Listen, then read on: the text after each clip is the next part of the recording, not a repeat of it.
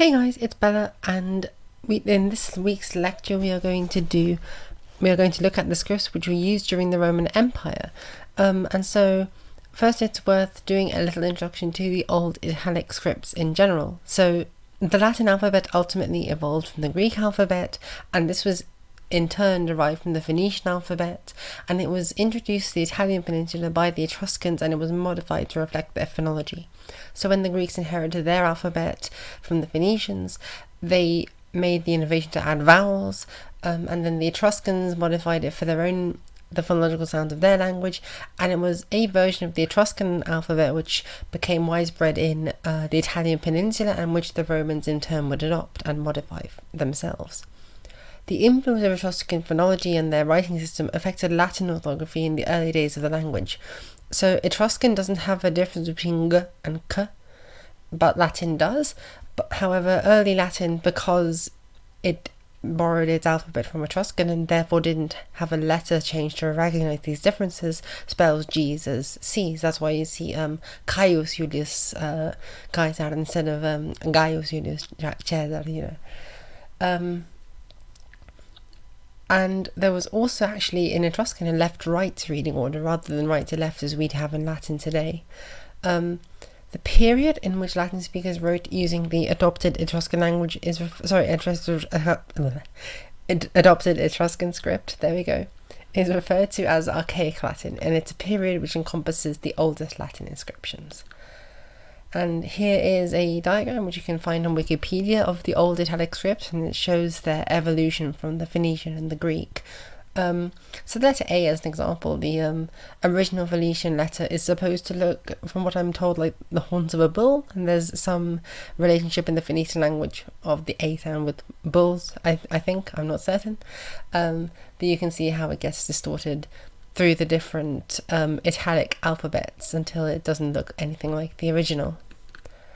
And here is basically the oldest attested sentence of Archaic Latin. It's the Fibula Praensis, and it dates to around 650 BCE, and it said Manios med it's really hard to say this, Manios med fefaced numasoi. So in modern Latin, that's Manius me fecit numerio. So Manius made me for numerio. So this is a talking object that we have here. It's quite interesting, quite pretty, and we do have a handful of inscriptions in the Etruscan script in Archaic Latin. So when the Romans moved past writing in the Etruscan script, we get the Old Latin script. So the Old Latin script is one that you see in the very earliest description from the Republican era of Roman history.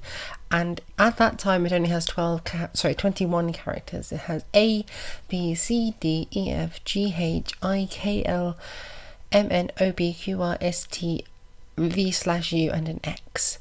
In the early days, they would use the Greek letter Z. It was obsolete in Latin to represent G sometimes, but by the 3rd century BCE, Latin writers would just use a C with a little stroke to indicate that it was different. And actually, the emperor, I believe it's Augustus or Claudius, I'm not fully certain, tried in fact to implement new letters, none of which actually became widespread, but which you can see in a couple of inscriptions from the time, but because their use was so limited, I've not included them here. The letter K is an interesting one, borrowed from the Greek, because at first it was used in initial position in words which are followed by an A, such as kalendas and the famous caluminator, which would be branded on the forehead of those who had made false accusations in the Roman court. However, by the time of Classical Latin, and certainly by Medieval Latin, this convention of using the letter K in the beginning of words which start with CA had basically died out, except for certain phrases like kalendas, which survived. And it was inconsistently followed in the Middle Ages. Some people might write it with a C, some write it with a K. It depends. Here is an example of a monument written in the Old Latin script, and it's a really fascinating one. So it's the tomb of Cornelius Lucius Scipio Barbatus, and what's really interesting about the inscription, the script of the tomb itself is not particularly interesting. It's just your basic Old Latin script, but what's fascinating about the inscription is that it's actually written in the old Saturnian meter, which is the seemingly native Latin style of poetry which was common in Latium before Greek hexameter was taken up by the poets of classical times and became widespread. And so we don't fully understand how the rules work for writing Saturnian meter, but this is, I believe, it's actually the earliest example of Saturnian meter. It's really interesting. Cornelius Lucius Scipio Barbatus, Gneo Patre blah blah blah prognatus. You can also see some if you look, you can see some interesting things. So they say consul instead of consul. What else do we had? They still actually have the D. It's really old Latin, so they still have the D after the dative. So instead of gneo, they have gnewod, like in the earlier inscription. And this is a relic from Proto-Indo-European. What else do we have in this inscription? Nothing that I'm seeing right off my head, although it's a bit hard to make it out. And this brings us into the first of our sort of major Roman scripts, which is the one that was often used in inscriptions, and it's the first magical script. This is a Littera Capitalis Quadrata. We're going to give you, wherever we can, both the Latin and the English name for these scripts, because Latin names are quite commonly used in paleographical set texts. So Littera Capitalis Quadrata was the first magical script from Roman times, and it could be written with varying degrees of cursivity, but usually it's quite a formal script. It survives on papyrus, parchment and stone, and it was derived from the same kinds of capital letters they would use on monuments and tombs, such as the tomb of Scipio, which you just saw, and they are ultimately the ancestors of our modern capital letters, as you can probably see from how they look.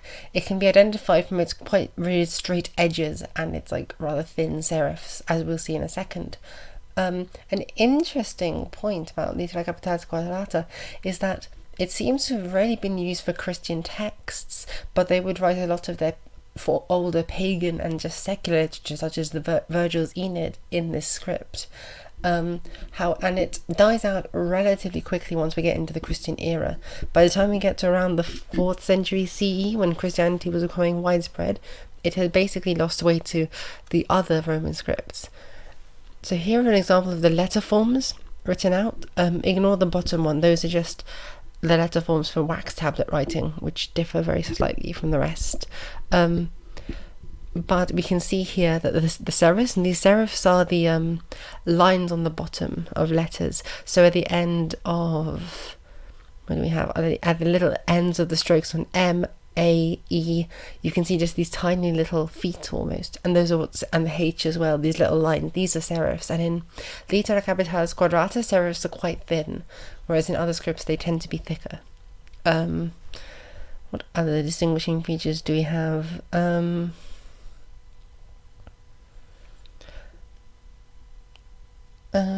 It's also, the lines are straighter generally than in the other major Roman scripts, which are Littera Capitalis Rustica and Littera Uncialis, which we'll get to in a second.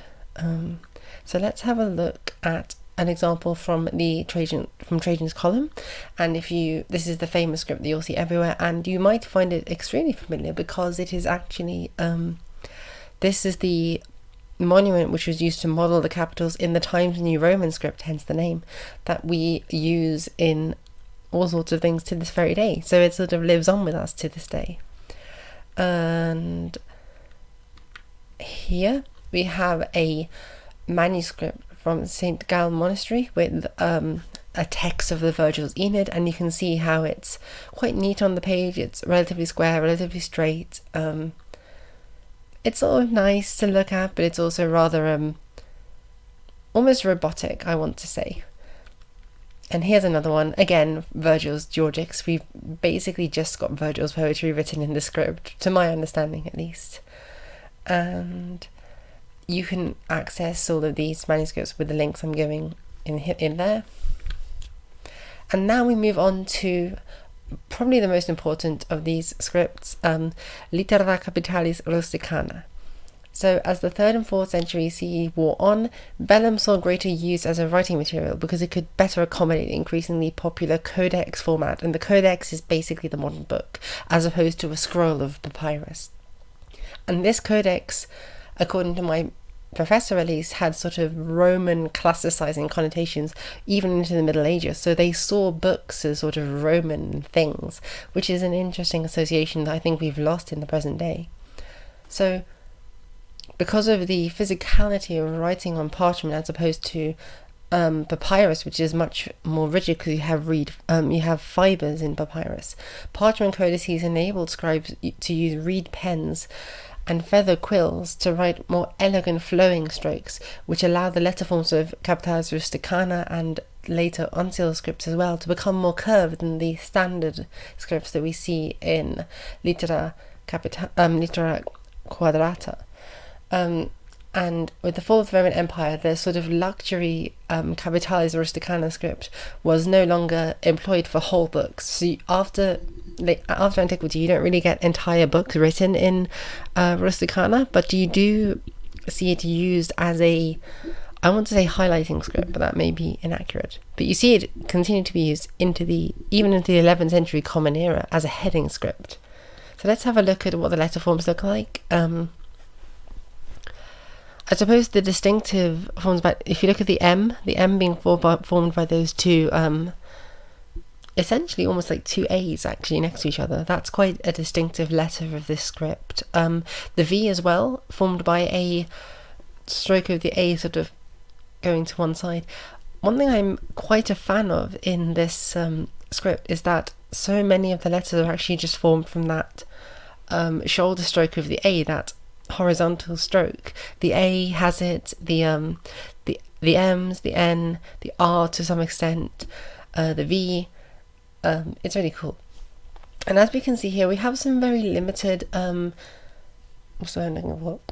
ligatures, compounding of letters. So OR, UNT, UR at the end there. These are some of the abbreviations you get with the Littera Capitalis Rusticana, but it's still, because it's a capital script, it's a very prestigious script used for high-end book production.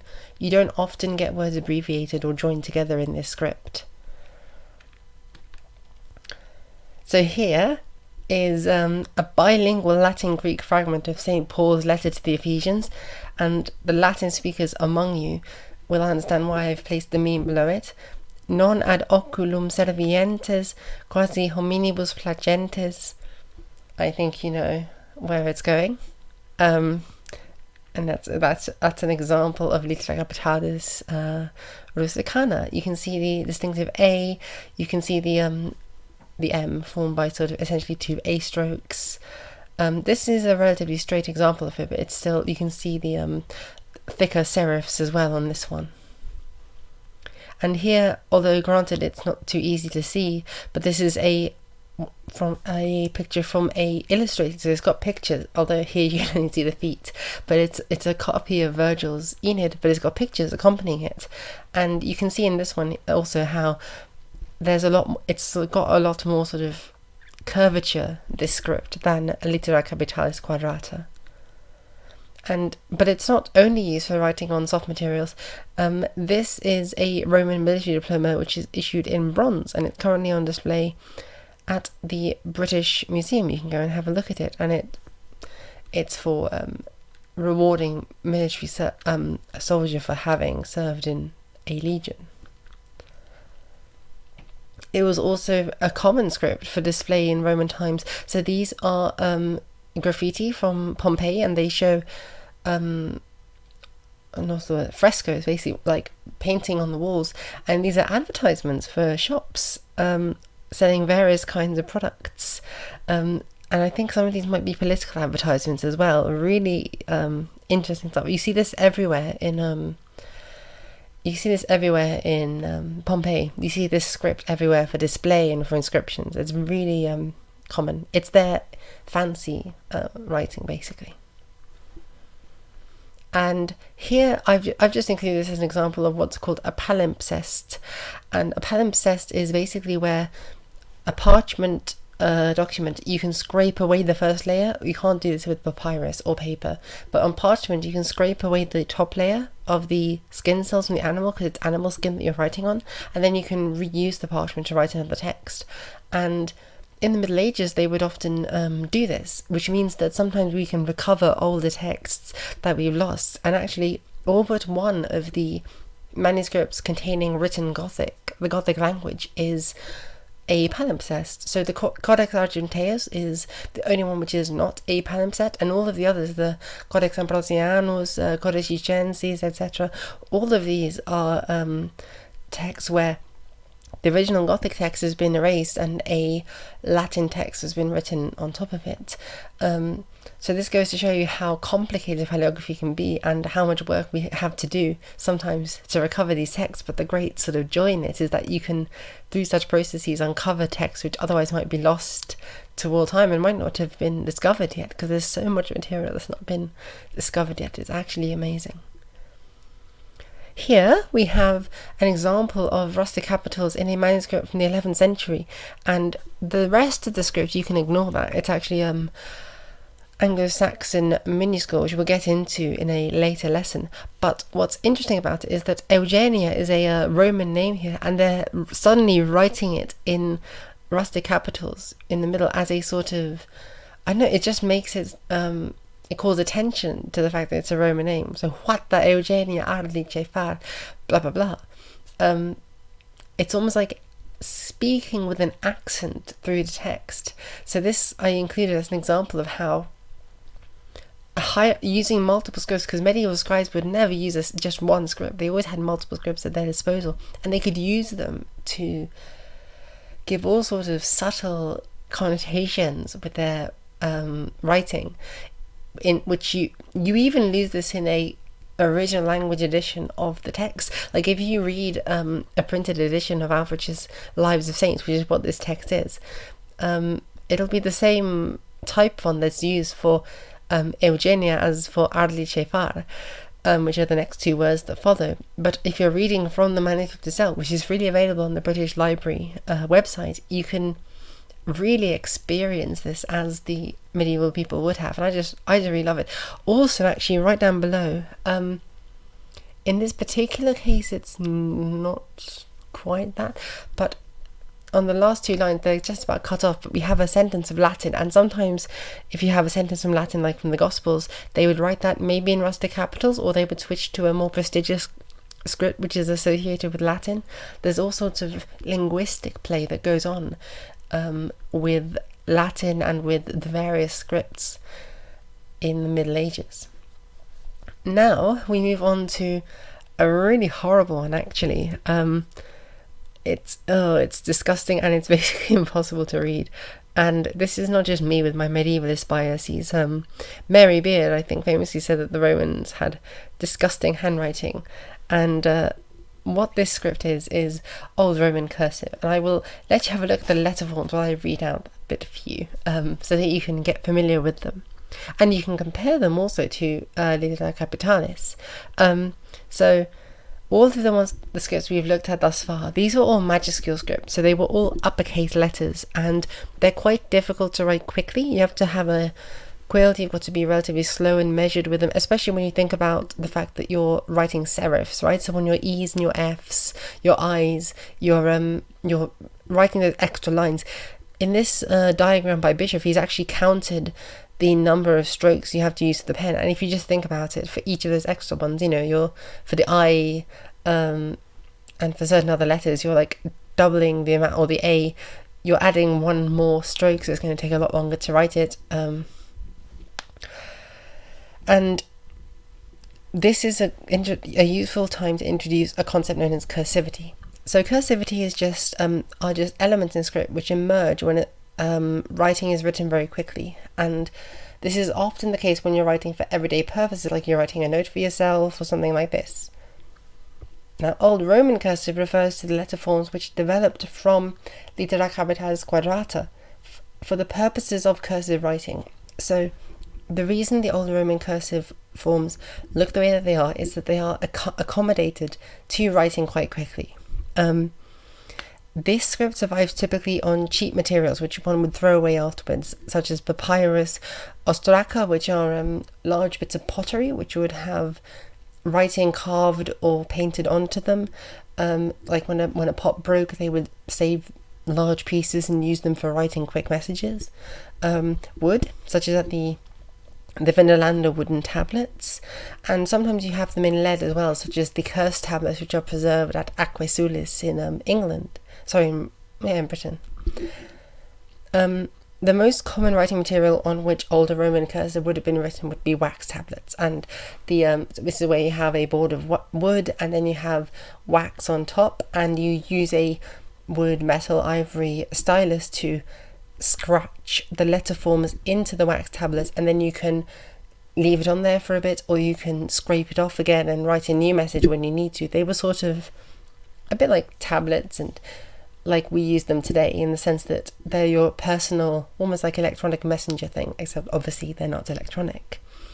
And because they have such a close relationship with writing on wax tablets, this affects the forms that older Roman cursive takes.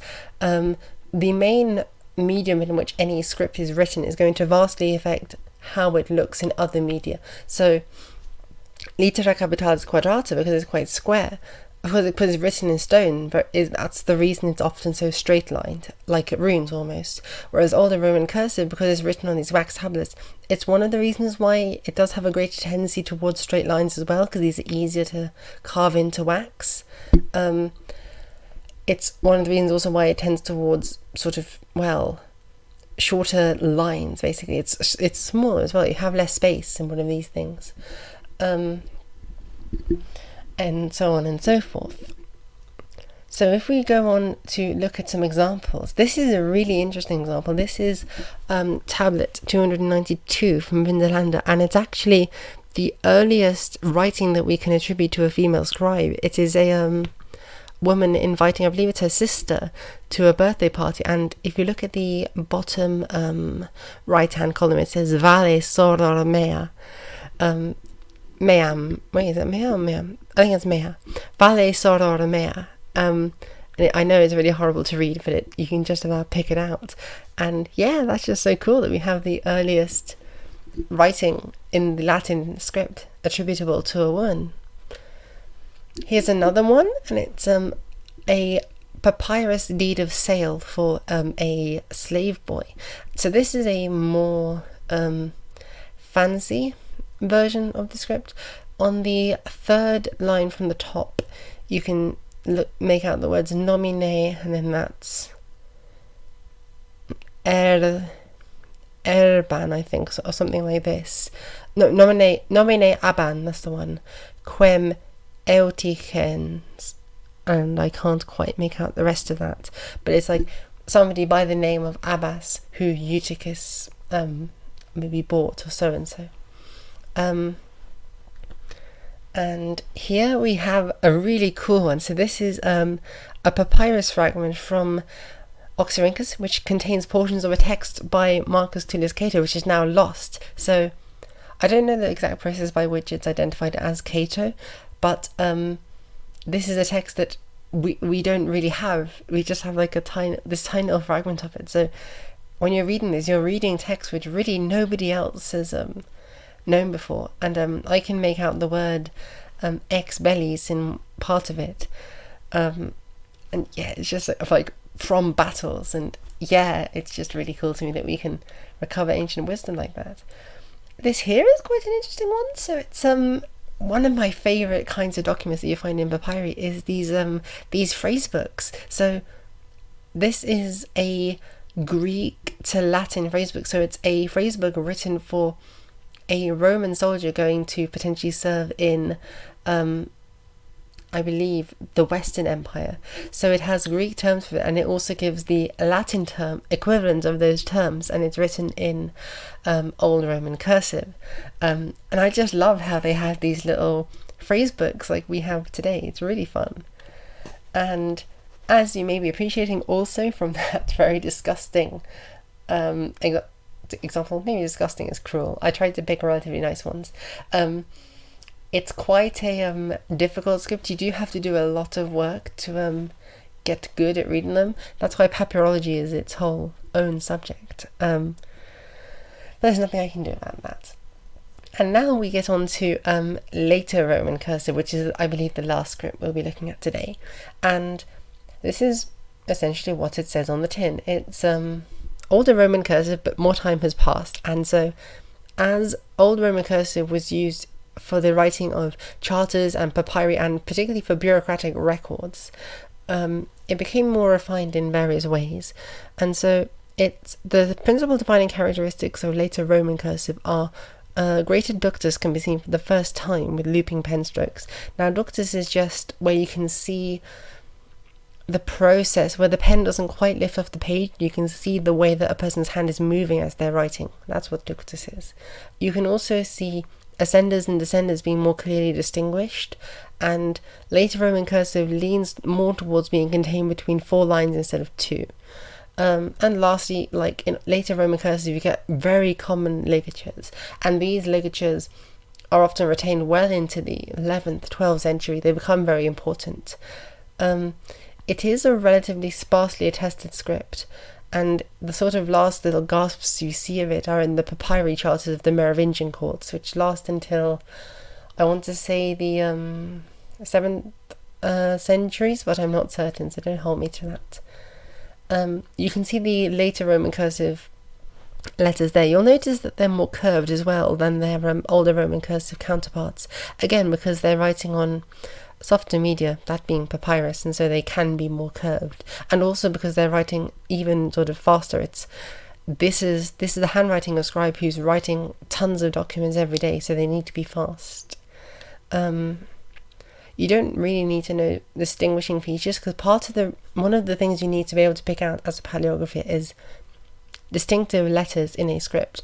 And for Littera Capitalis Rusticana, it's the A without the little line between them. That kind of A is quite iconic. The B as well, with the sloping down, is quite iconic. The E as well, with the large bottom serif.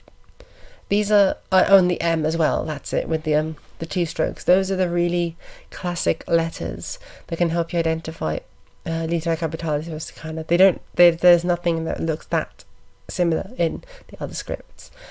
And for these ones, I would say the A, actually, the sort of A that looks like a Greek lambda in older Roman cursive is a really dead identifier, as is the F with the straight lines, and that looks a little bit like a K.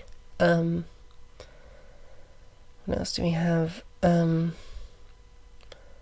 It's important to note the shape of the R in older Roman cursive and later Roman cursive, because actually it looks really similar to the S, and it is retained as the form for the minuscules in later centuries. And you sometimes get hybrid script which have influences from older Roman cursive, but also influences from a capital script like Littera Capitalis Rusticana.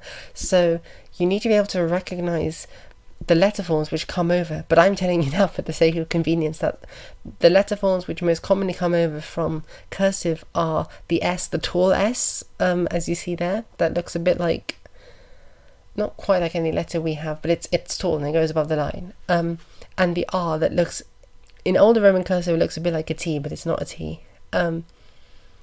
These two are very common. Now, the difference between the R and the S is the R will not go above the minimum height, so it won't be higher than an I usually, and also it'll flick up a little bit. The shoulder stroke, the horizontal stroke, will flick up a little bit, whereas in the S it'll normally just curve downwards. So that's the way you can tell them apart, and look out for these letters because they come up a lot in the cursive scripts that we'll get to later. Here is an example of cursive script. It is not very fun. It is really difficult to read, but you do need to be able to read it. Well, no, you don't have to. It depends on which period you're doing. If you're doing Ostrogothic history, though, unfortunately, you do kind of have to. So this is one of my favorites because it's something that you might get in a computer game. It's a letter granting the traveller Theophanos safe passage on his journey from Hermopolis to Antioch, and telling him, take this person into your monastery, give him welcome, sort of look after him. And yeah, I just think that's really cool. You can see in the top left hand corner the words Domino Sancto, or Domino Suo rather, Achilleo Vitalis. So Domino Suo Achilleo Vitalis. So that's to his lord Achilles. And you can see the word hang on. I think that's omino, but I'm not certain because again it's really hard to read. No, it's wrong. So I think it's in omnibus donis. Yeah, I'm not going to try to read it. It's too hard. But thankfully you don't have to. It's quite a rare script, as we said. This is an easier version. So it's this is one of the oldest fragments of the Bible in Latin, and it's an early it's an old Latin version that predates Jerome's famous Vulgar Latin translation, which would become the standard. So in the middle line, so third from the top, on the second half of the page, I can see I'll just read it. So I think it's Perdos una mortis condidit Deus lucratem, I think. But again, it's difficult to say for sure. Com mortalis fuisse. Again, it's very difficult to read, so I'm not going to try. And then it goes into Greek, I'm fairly sure. So again, don't worry, you don't need to read it. It's difficult, but there you go. That's what it looks like. So that's where we come to the end of our lesson. So here are some links, and these will be in the lecture slides, which will be in the description of the video. You can go to these places to practice reading each of the scripts, so you can go and look at samples from historical times. You can read the wooden tablets from Delanda, and you can look at various samples of old Roman cursive script on the Early Latin Manuscript Society website, a very important website. And you can go there for New Roman Cursive as well.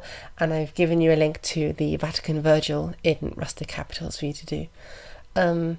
If you want to do transcriptions and contact me with the email address that will be given in the description, I will gladly mark some transcriptions for you. The way I set this up with my student when I ran this as a lecture course was that he had to do 2 transcribed pages, so 2 pages of A4 text in his own handwriting, or typed, whichever, of a script that we had done in the lesson. So if you want to do that, you feel free to, and I will give feedback. And regardless, I will see you in next week's lecture, where we will be looking at the unsealed scripts, which are associated more with Christianity and which would go on to really define the Middle Ages. So looking forward to seeing you then. Valete!